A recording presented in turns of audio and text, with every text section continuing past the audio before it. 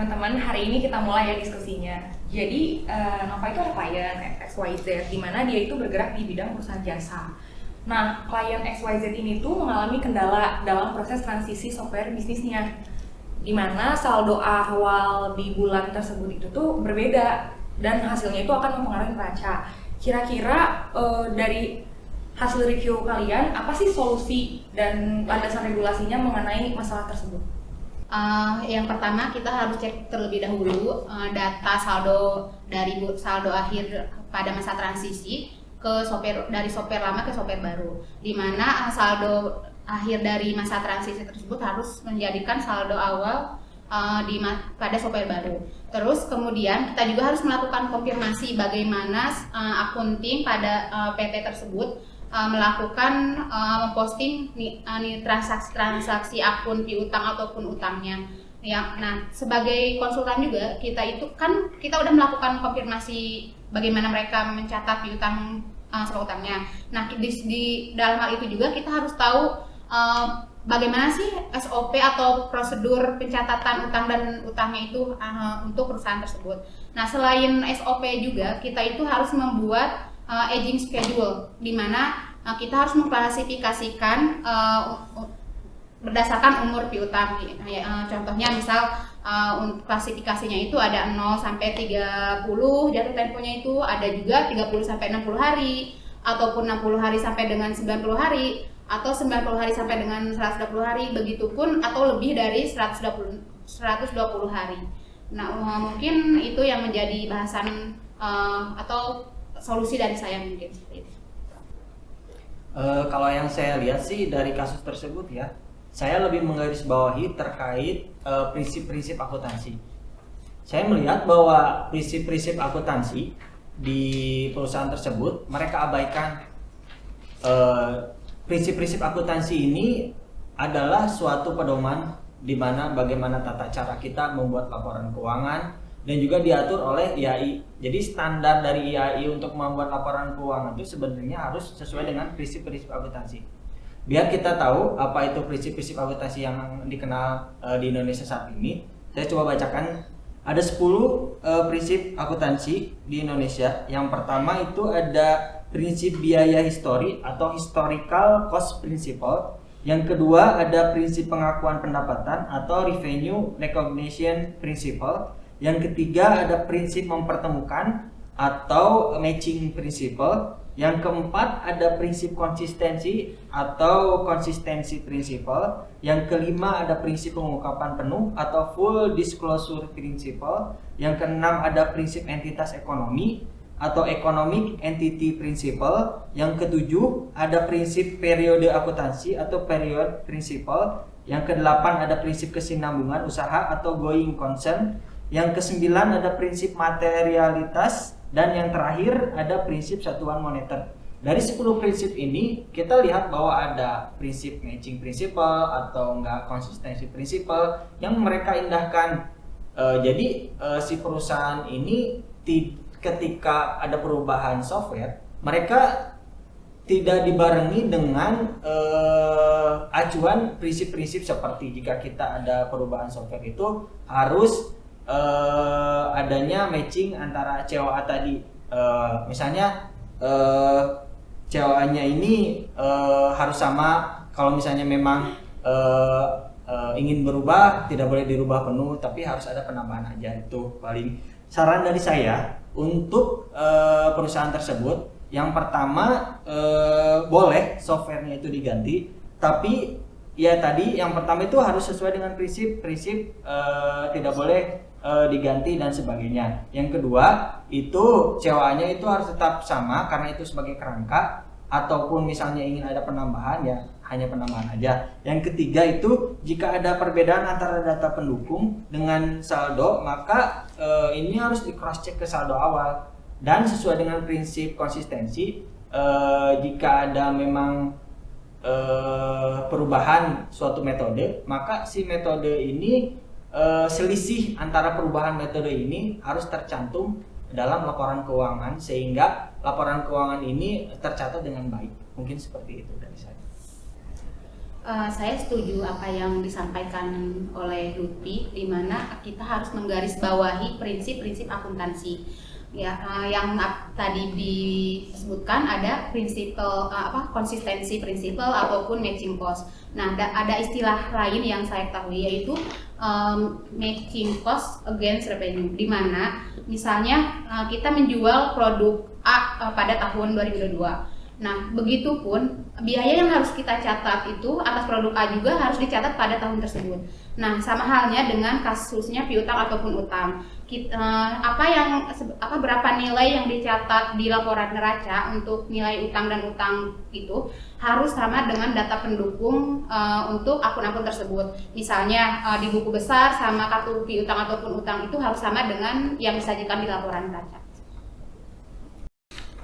Seharusnya sebelum perpindahan software lama ke software baru, perusahaan itu harus menyiapkan data-data apa saja yang diperlukan untuk software barunya. Datanya itu seperti akun-akun apa saja, saldo akhir akunnya juga harus sama dengan saldo sebelumnya. Kemudian daftar pemasok sama pelanggannya, terus saldo per masing-masing pemasok sama pelanggannya. Kemudian melakukan stock opening kas untuk dimasukkan ke software barunya. Nah, setelah tahap-tahap itu dilakukan dengan benar oleh perusahaan tersebut, maka kasus tersebut seharusnya tidak terjadi. Tetapi dilihat dari kasus perusahaan ini, kemungkinan perusahaan tersebut tidak melakukan tahap-tahapan tersebut dengan baik, sehingga timbullah kasus seperti ini. Dilihat dari sebelum ke softwarenya juga, personil atau kemampuan karyawannya juga harus baik dalam memahami software barunya, seperti itu. Saya sepakat dengan Tersana, perusahaan harus melakukan penyesuaian COA itu untuk sehingga tidak terjadi selisih saldo atau perbedaan saldo. Nah, untuk landasan regulasinya itu, perusahaan itu harus menentukan di awal untuk akun-akun yang akan digunakan. Jadi contohnya terutama akun-akun induk seperti akun piutang dan akun utang. Nah, contohnya misalnya perusahaan itu di awal sudah menentukan akan memakai akun induk aja tanpa dirincikan. Jadi untuk satu periode ke depan perusahaan itu harus menggunakan akun induk saja tanpa merincikannya. Nah, sebaliknya jika perusahaan merincikan akun induk tersebut, untuk satu periode ke depan juga perusahaan harus merincikan akun tersebut agar tidak terjadinya selisih dari saldo. Pada saya seperti itu. Saya setuju juga dengan Puspita, namun saya akan menambahkan untuk mengatasi saldo akhir dan saldo awalnya itu di dalam laporan keuangan, solusi yang dapat dilakukannya itu bisa melakukan dengan reconciling, di mana reconciling itu merupakan proses penyesuaian antara saldo di dalam buku besar ataupun saldo di rekening koran atau di laporan lainnya. Nah, setelah itu proses ini itu bisa dilakukan untuk memastikan bahwa semua transaksinya itu sudah tercatat dan tidak terjadi duplikasi ataupun kesalahan. Nah, dalam hal ini juga klien XYZ ini bisa harus memastikan lagi bahwa klasifikasi akun yang berbeda itu kan ada di piutang dan utang usaha. Nah, di software barunya itu sudah sesuai dengan standar akuntansi keuangan yang berlaku atau belum. Nah, jika perlu, si klien ini tuh dapat melakukan koreksi lagi terhadap klasifikasi akun di software baru hingga dan juga yang lama, jadi bisa sesuai gitu. Nah, setelah disesuaikan itu, si klien XYZ ini juga bisa melakukan reconciling lagi di antara software baru dan software lamanya agar bisa menghasilkan saldo akhir dan saldo awalnya itu sesuai gitu. Namun ada landasan regulasi yang menurut saya yaitu ada di standar akuntansi keuangan yang diterbitkan oleh Dewan Standar Akuntansi Keuangan atau DSAK, yang dimana SAK ini memuat aturan dan juga prosedur akuntansi yang harus diterapkan oleh perusahaan dalam mencatat dan juga melaporkan transaksi keuangannya. Mungkin seperti itu menurut saya.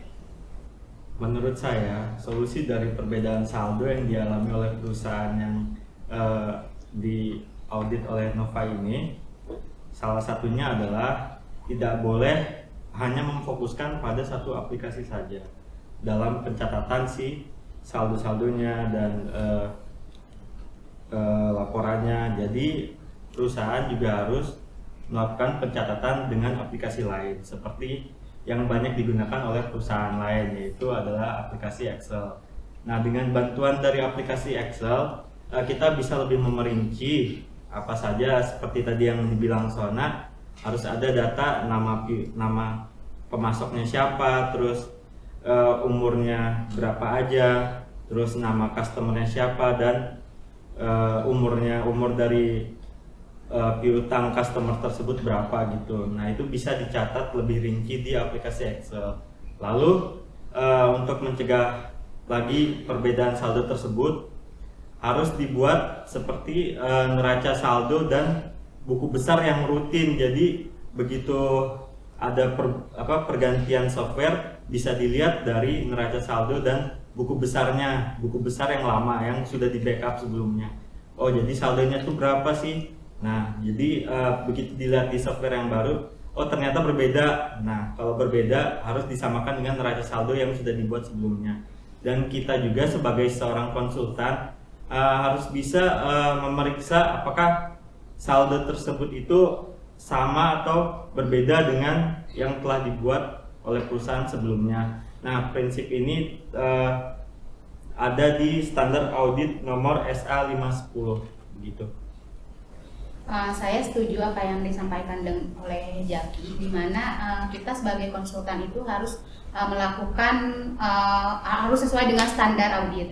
Nah, di mana saya mengetahui ada salah satu standar yang membahas tentang konfirmasi eksternal, yaitu terkait standar audit nomor 515, di mana konfirmasi eksternal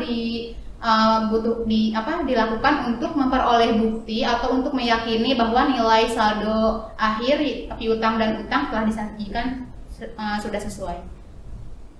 Kalau dari pendapat saya, untuk masalah ini terjadi karena adanya pergantian software A ke software B. Nah, itu permasalahannya kan.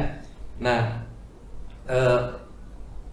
saran dari saya untuk perusahaan tersebut itu tuh harus memahami dulu sebelum pergantian software A ke software B, perusahaan harus memahami dulu softwarenya tersebut. Nah, itu. Dan saya juga sependapat dengan teman-teman yang tadi masalah penyesuaian COA juga. Nah, itu saya berpendapat. Nah, terus ada juga saya pendapat juga dengan Tesitrop yang tadi harus membuat daftar piutang, kartu piutang, aging schedule-nya itu. Nah, untuk menekankan lagi ke pihak perusahaannya itu, saya berpendapat bahwa itu pengendalian internalnya juga harus diperkuat dan harus diperketat lagi supaya nanti masalah selanjutnya tidak terulang kembali gitu. Itu pendapat dari saya. Oke teman-teman, jadi hasil diskusi kita hari ini itu pertama, mungkin sebagai perusahaan kita itu harus memperhatikan prinsip akuntansi tadi yang disebutkan oleh Kak Lutfi tadi, di mana melalui prinsip ini kita dapat memperhatikan lagi mengenai COA dari perusahaan ini gitu. Kita tidak boleh melakukan penggantian atau perubahan yang secara signifikan untuk COA, namun kita juga bisa melakukan penambahan-penambahan itu. Lalu yang kedua, untuk masa transisi kita harus memastikan saldo akhir pada software yang lama itu sudah sesuai atau belum kepada saldo awal di software yang baru. Dan juga dari segi kantor akuntan publik, kita harus menerapkan juga standar audit di mana kita melakukan konfirmasi eksternal untuk memastikan kembali saldo ini tuh sudah sesuai atau belum. Barangkali dari teman-teman atau yang lainnya yang ingin menambahkan? Mungkin yang pertama kita garisbawahi dulu prinsip-prinsip akuntansi itu yang harus ada, mungkin ya, yang contohnya yang konsistensi prinsipal. Sebelum kita melakukan perpindahan itu berarti kita itu harus konsisten ya dengan apa yang sudah kita kerjakan sebelumnya. Terus yang kedua juga saya setuju dengan apa yang disampaikan Ridwan tadi ya, bahwa harus pengendalian internalnya itu harus ditingkatkan, di mana itu manajemen misalnya harus selalu melakukan controlling itu untuk meminimalisir adanya human error misalnya seperti itu. Terus yang selanjutnya kita juga harus harus tahu standarnya seperti apa yang harus kita dilakukan. Selain standar juga mungkin kita juga harus kalau memposisikan diri kita sebagai konsultan, mungkin kita memang harus melakukan konfirmasi atas bukti tersebut. Oke, dari teman-teman yang lain apakah ada yang ingin menambahkan? Baik, kalau tidak ada, mungkin kita bisa mengakhiri diskusi kita kali ini dan terima kasih teman-teman untuk atas waktu dan kesediaannya dalam diskusi ini.